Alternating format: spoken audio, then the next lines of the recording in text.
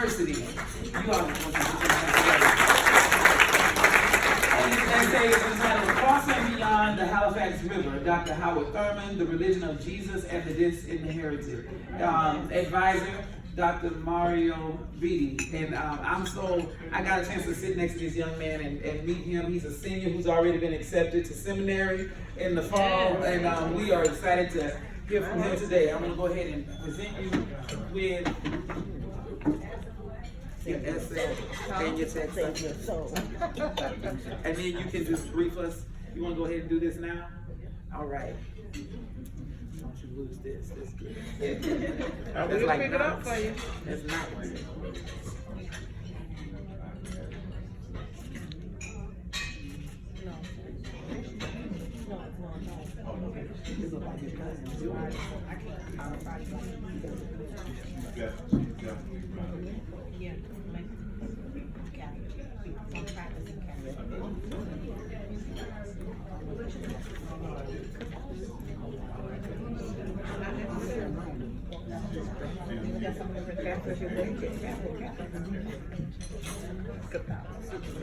Good morning.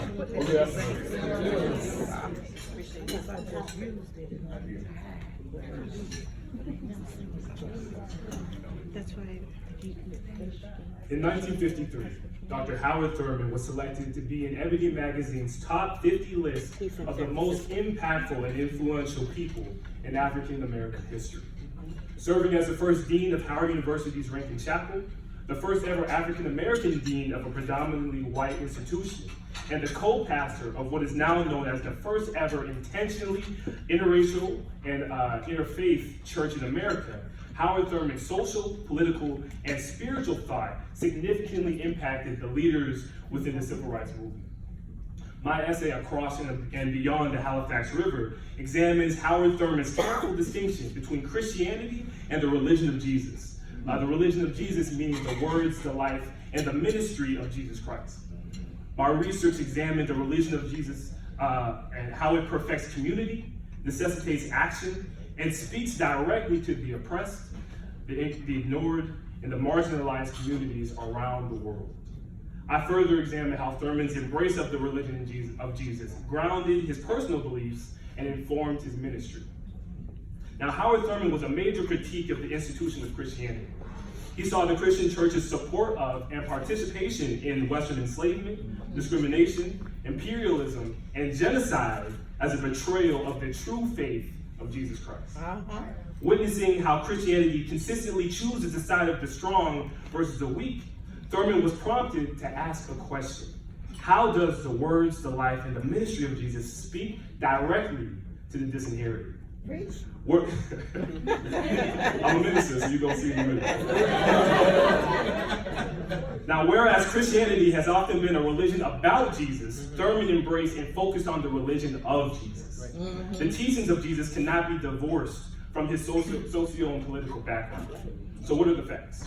The facts are that Jesus was a Jew. Jesus was a poor Jew. And he was a poor Jew living as a member of a minority class dominated by an oppressive regime. Jesus was not isolated from the hardships of his people. His cultural, societal, and economic position put him in direct alignment with the issues facing the Jews then and the ever-present struggles of oppressed peoples today. For Thurman, Jesus' embodiment of complete humanity and complete divinity was not mutually exclusive.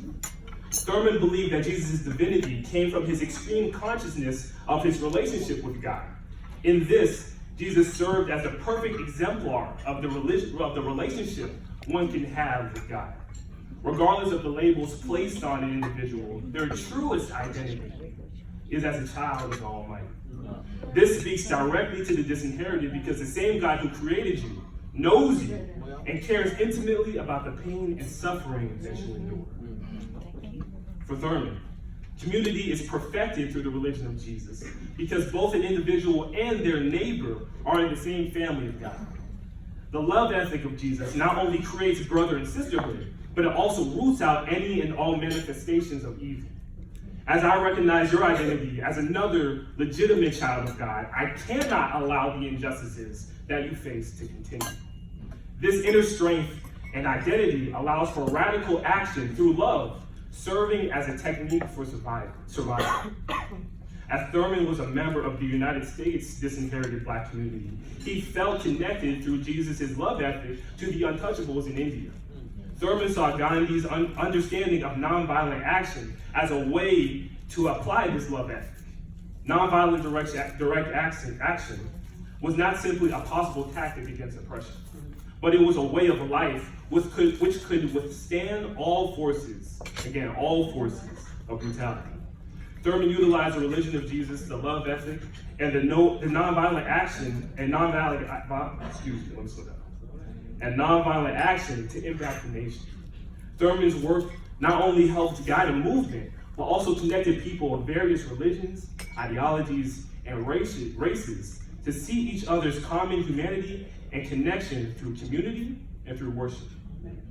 Thurman first discussed the religion of Jesus in his book, Jesus in the Disinherited, back in 1949. Today it is 2019. Systemic violence and oppression has continued for so long that one could mistake the issues facing our people as normal. That's right. Mm-hmm. However, Thurman's understanding of the radical and timely nature of the religion of Jesus hold just as much truth now as it did then.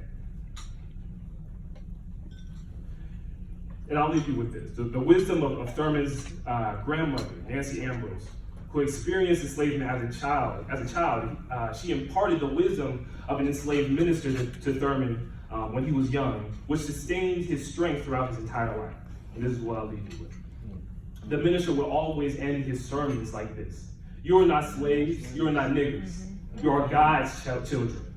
In 2019 America, I would extend these same words by saying, "You are not criminals, you are not hoes.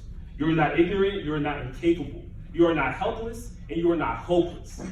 You are God's children." I'll say it.